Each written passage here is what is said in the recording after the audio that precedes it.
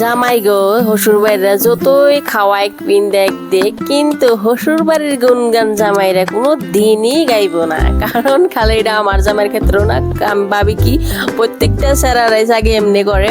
তো আসসালামু আলাইকুম, কি অবস্থা সবার, কি খবর? তো চলেন আমি এই কথাটা কে নিয়ে গেলাম আপনাকে আমি এই ভিডিওতে কইতেছি। খালি প্রত্যেকদিনই আমার শুনায় আম কাটলের দিন গেতেছে, হসুর বাড়ি যাবত না।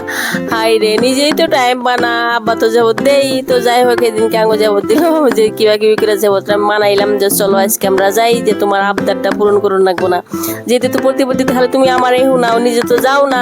তো আমরা তো ফাইনালি চলে গেলাম বাপের বাড়িতে, যাই দেখি সবাই সব আয়োজন করে নিছে। তো আমরা কি কি খাইছি না ওই ভিডিও ফুটেজটা নিয়ে কেন নিয়ে জানেন গেছে, আরো মুরব্বীরা আসাল, তো সবাই তো মুরব্বী মানুষ, ওই না তোর ভিডিও করাটা সম্ভব না, সবাই ভিডিও মধ্যে আইবার হচ্ছে না। তো এনে যে এমরা তো পিঠা পিছিটা আয়োজন করে নিছে, তো আপনারা দেখতেছিনি।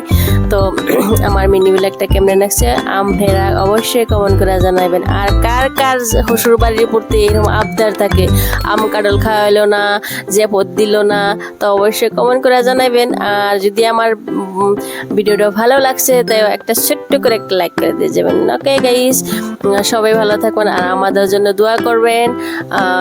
দেখেন আমি তো এত সুন্দর সুন্দর করে পিঠা বানাই, আর ভাবি আর মানে আবার কি সুন্দর সুন্দর গোল গোল করে পিঠা বানাইতেছে। তো কার কার নেবে এত সুন্দর পিঠা খাইবার মন ধরছে অবশ্যই করবেন।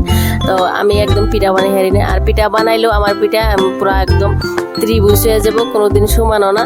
তো আমি যেমনি পারি হেমনিই করি, তাও আমার হরি কোনো দিন আমার রাগ করে না। আর এত সুন্দর সুন্দর পিঠা কিন্তু আমার হরি